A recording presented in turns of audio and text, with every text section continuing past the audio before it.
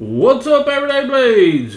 We got a new knife in from my favorite knife company, Midgards-Messer. And I already know what this is, so I'm telling you it's a good one. This is the Midgards Utgard. Now, I butcher all of these names, so that's the best I can do. It's the Utgard Tactical Folder. Not to be confused with the smaller Utgard that's about half this size. It comes with titanium scales, spare G10 scales if you like black better, the description card, and Midgards-Messer sticker. So like a lot of Midgards-Messer knives, to make it legal in overseas in Europe and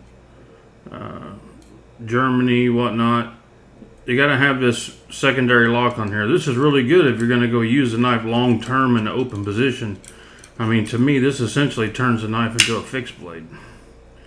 But wanted to show this right off the bat because we're going to take it out and put it away. Because here in the United States, the frame lock is good enough for us. So, the Utgard Tactical Folder. Huge Allen key pivot. Huge blade stock, 1/4 inch. Thumb hole opening, my favorite deployment. I love the way they did these scales. And these I like the titanium scales a lot better than the G10, but that's just a personal preference. The action is just like every other Midgards-Messer. It's butter, running on ceramic bearings. This is a front flipper. I'm not a real front flipper guy, but this one will do the job. I like to, slow roll my knives out. Man, that one does perfect for that. You can also probably flick it out. Yeah. This is one of the more usable knives Midgard-Messer makes. They're kind of out there. I mean, they make knives for enthusiasts, right? These are not a Spyderco PM competing with a Spyderco PM2. These are knives collectors are going to collect, right? It's just really cool to me. I just love them. Since the first day I found them, I've loved their knives. Just a great action. Blade is dead centered. Every Midgard-Messers I've ever gotten, the blade is centered. The action's perfect. Everything just worked like it's supposed to work. They do a great job at quality control. When it came in, it came with these scales on there, and I swapped it out to these because these are much better. It's like a blue, but you can see a hint of violet or purple coming through there. They just, it's right in between two colors, and I love it when they do that on titanium. It looks great. They have some type of procedure for doing their anodizing, man. Their anodizing is so heavy, it almost looks like paint. I mean, it just, nothing I've ever anodized comes out looking like that. They do a fantastic job. They really know what they're doing. Now, this one is also a flipper. But you got to get your thumb out of the way because that front flipper will get you.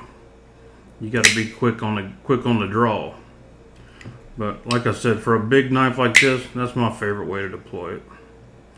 This is just an unboxing. It's not a full review, but we'll take a look at a couple of other knives just to kind of let you know what size it is.